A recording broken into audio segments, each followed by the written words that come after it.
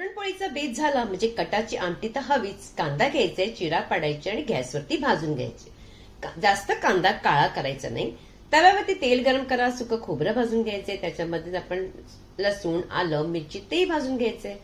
सगळं काही थंड करून कांदा घालून आपण वाटून घेणार आहोत. वाटून झालं की त्याच्यामध्ये थोडीशी घालायची कोथिंबीर, हवं असल्यास तुम्ही अगोदर सुद्धा घालू शकता.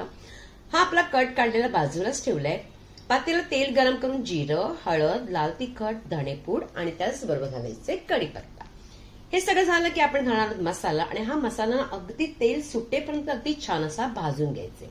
हा भाजून झाला की मी इथे घातलाय कांदा लसूण मसाला, तुम्ही कोणताही घालू शकता. याप्रमाणे मसाला पुन्हा भाजायचे, नंतर घालायचा कट घालायचे आणि कटाची कन्सिस्टन्सी तुम्हाला किती पाहिजे एवढी करा, पण मात्र गरम पाणी नक्की घाला. पहा आपल्या कटाची आमटी मस्त रेडी झाली. खायला अगदी सुरुवात करायची. रेसिपी कशी वाटली हे नक्की सांगायचं आणि आवडल्यास जास्तीत जास्त लाईक करायचंय.